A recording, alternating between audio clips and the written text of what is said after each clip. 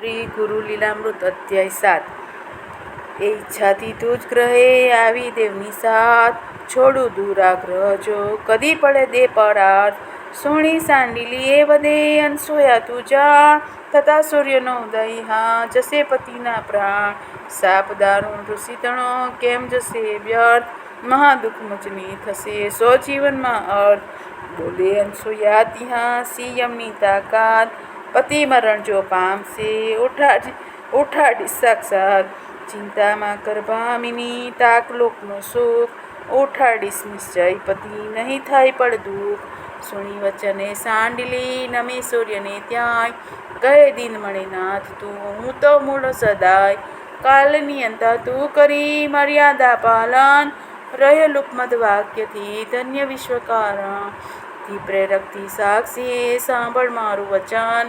કૃપા કરી થા ઉદિત હે પ્રત્યક્ષ નારાયણ સુણી વચન સતી તણા થાય ઉદિત એમ તેજો રાશિ સૂર્ય ત્યાં વર્ષે જાણે હેમ થતાં ઉદય રવિનો ત્યાં કરે કાંબે જાણ હરે ધ્વંતને પ્રથમને બીજું કૌશિક પ્રાણ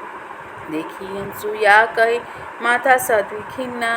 જો ઉઠ્યો આતવ પતિ રોગહીન અભિન્ન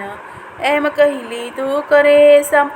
સંકલ્પોદક એમ કહે શીલ જો મારું હોય અખંડિત તેમ સેવાપતિની જો કરી રાખી અનન્ય પ્રેમ પ્રાણાંતે પણ જો જહું સદાપતિનું ક્ષેમ સ્વપ્ને પણ પતિવીણ કદી માન્યું ન પર દૈવત મત પ્રતિવ્રાત્ય વંશથી ઉઠો દ્વિજ અમૃત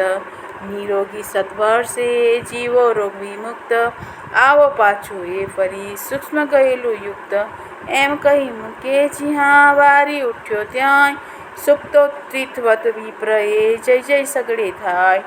અંતર્બાહ્ય ફરી ગયું દિશે દેવ સમયે હર્ષ ઘેલી સાંડલી દેખી દિવ્ય સુદે સર્વદેવ વંદન કરે નૃત્ય અપ્સરા તેમ ગંધર્વો ગાય મુદા વર્ષે પુષ્પો એમ અનસૂયાની કીર્તિએ આનંદે સૌ ગાય કહે રંગ સુણતા વ્યથા ભવની સમૂળ જાય આ અધ્યાયમાં વર્ણ્યો સતી પ્રભાવ ધન્ય અનસૂયા સતી ધન્ય સાંડિલી ભાવ પ્રતિષ્ઠાનથી મિસરી અત્ર અનસૂયા તેમ બાહુરગઢ જઈ વસે આગળ વર્ણને અનન્ય ભક્તિ જોઈને ધરિત્રી મૂર્તિ અવતાર કર્ણ વર્ણવે કથા કરે જ વિસ્તાર ઇતિ શ્રી દત્તપદારવિંદ મિલિંદ બ્રહ્મચારી પાંડુરંગ રંગ અવધૂત મહારાજ વિરચિતે શ્રી ગુરુ લીલામૃતે અલખ નિરંજન સંવાદે